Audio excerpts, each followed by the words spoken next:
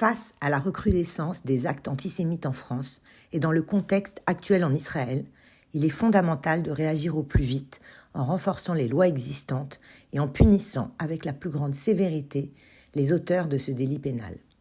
L'antisémitisme, la discrimination et la haine envers les Juifs ont hélas une longue histoire qui a laissé des cicatrices profondes et l'actualité nous prouve en ce moment chaque jour combien la parole se décomplexifie en France et avec quelle facilité des propos antisémites sont tenus. Dernier exemple en date, la phrase de Jean-Luc Mélenchon sur les déplacements de Yael Braun-Pivet, présidente de l'Assemblée nationale en Israël, l'accusant d'aller camper à Tel Aviv, sinistre allusion au camp de concentration. Le législateur a mis en place des lois pour lutter contre cette forme de discrimination. En France, l'antisémitisme est réprimé par le droit pénal. C'est l'article 32 de la loi du 29 juillet 1881 sur la liberté de la presse qui réprime les provocations à la haine ou à la violence à l'égard d'une personne ou d'un groupe de personnes en raison de leur origine ou de leur appartenance à une ethnie, une nation, une race ou une religion déterminée. L'antisémitisme entre donc clairement dans ce cadre.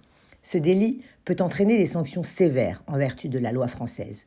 Les coupables peuvent être condamnés à des amendes substantielles et à des peines de prison. Ces sanctions varient en fonction de la gravité des actes commis et de leur impact sur la société. 2 infractions en matière d'antisémitisme figurent dans le code pénal, le délit de diffamation et le délit d'injure avec une connotation antisémite. Ils sont définis de la sorte. Toute allégation ou imputation d'un texte qui porte atteinte à l'honneur ou à la considération en raison de l'origine ou de l'appartenance à une ethnie, une nation ou une religion. L'infraction est réprimée par une peine d'amende de 45 000 € assortie d'1 an de prison. Le problème, c'est qu'en pratique, les juridictions saisies ne les mettent que rarement en application.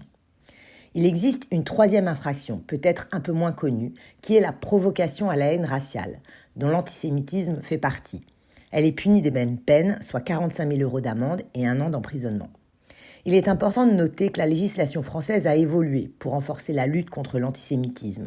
Par exemple, la loi du 21 mai 1991 a introduit des dispositions spécifiques concernant les crimes racistes et antisémites, aggravant les sanctions pour ces actes. La lutte contre l'antisémitisme est une préoccupation majeure en France, compte tenu de l'histoire complexe du pays en ce qui concerne la persécution des Juifs.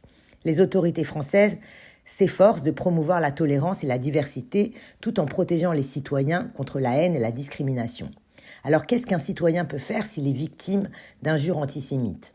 C'est la loi de 1881 qui prévoit les fondements de l'injure antisémite ou de la diffamation.